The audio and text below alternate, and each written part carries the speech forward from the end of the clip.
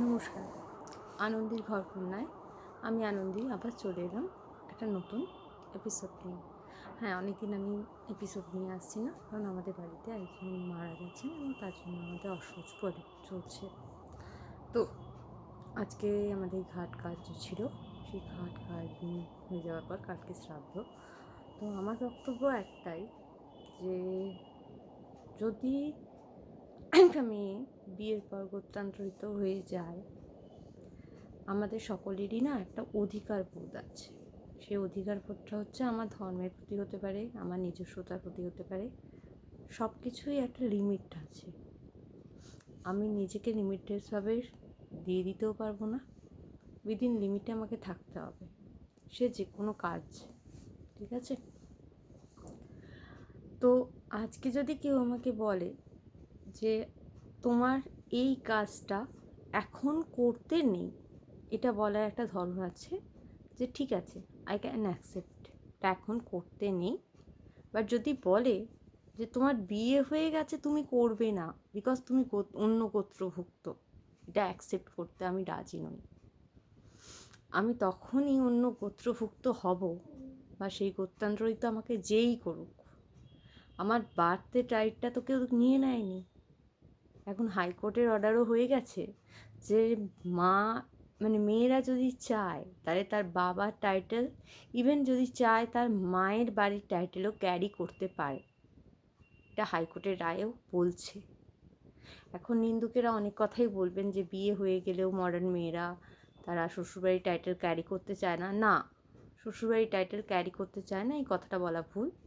আমরা সকলেই নিজস্ব আইডেন্টিটি নিয়ে জন্মেছি, সেই আইডেন্টিটিটা কেউ আমাদের থেকে কেড়ে নিতে পারবে না। সমাজ যত বদলাবে, সমাজের সঙ্গে সঙ্গে আমরাও বদলাবো। ঠিক আছে? এর মানে এই নয় যে পূর্বপুরুষ থেকে যে ধারণা আমরা বয়ে বয়ে নিয়ে আসছি, সেই বস্তা পচা ধারণাগুলোই নিয়ে আমাদের চলতে হবে।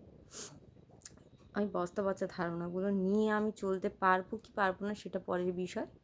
মেন কথা হলো এটাই, যে যদি কেউ বলে এটা তোমায় করতে হবে, ঠিক আছে, পোলাইটলি বলুন, I will accept.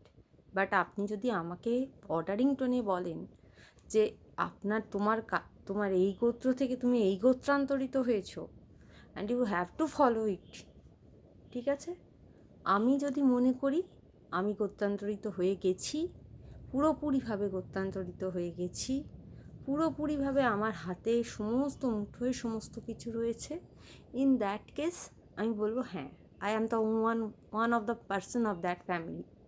But before that কেউ বলবে না, কারোর কাছে আমি কৈফিয়ত দিতে বাধ্য নই যে আমি ওই গোত্রটাকে অ্যাকসেপ্ট করব বা ওই টাইটেলটাকে ক্যারি ফরওয়ার্ড করব কি না। It's my own choice, my own life. বিভিন্ন মানুষ আছেন, বিভিন্ন বক্তব্য পেশ করতে পারেন, কিন্তু কখনোই নিজের আইডেন্টিটিটাকে লুকিয়ে না। আমার বাবা মা তারা যে আইডেন্টিটিটা আমায় দিয়েছেন, আমার লেখাপড়ার ক্ষেত্রেও সেই আইডেন্টিটিটা আমি ক্যারি করছি। ম্যারেজ অ্যাক্ট অনুযায়ীও আমি সেই আইডেন্টিটিটাকেই আমি ক্যারি ফরওয়ার্ড করছি। যারা মনে করবেন যে হ্যাঁ, আমার শ্বশুরবাড়ির টাইটেলটা আমায় ক্যারি ফরওয়ার্ড করা উচিত, অবভিয়াসলি আমি কেন করব না, করবো তো। তখন করব যখন আমার মনে হবে এই পরিবারটা আমি পুরোপুরিভাবে আমি আত্মস্থ করতে পেরেছি এবং এই পরিবারে আমার মতামতের একটা প্রচণ্ড গুরুত্ব এবং দাম আছে। বাট বিফোর দ্যাট আমি কিন্তু একবারের জন্য কারোর জন্যেও আমি বলবো না নিজের আইডেন্টিটিকে ত্যাগ করো। না, আমি পারবো না। অ্যাটলিস্ট এটা আমার বক্তব্য।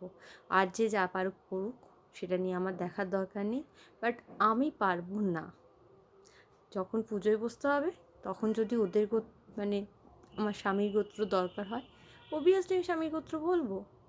বাট ফর ওয়ান্স এক মিনিটের জন্য আমি আমার টাইটেলকে বদলাবো না। এটা আমার দ্বারা পসিবল নয়। আমি পসিবল নয় তো নয়, মিন্স আপ টু ডেথ সার্টিফিকেটও যখন লেখা হবে না, তখন আমার এই টাইটেলটাই লেখা হবে, আমার অন্য কোনো টাইটেল এখানে লেখা হবে না। আর সেখানেও ফাদার্স নেমটাই থাকবে, অন্য কারোর নেম নয়।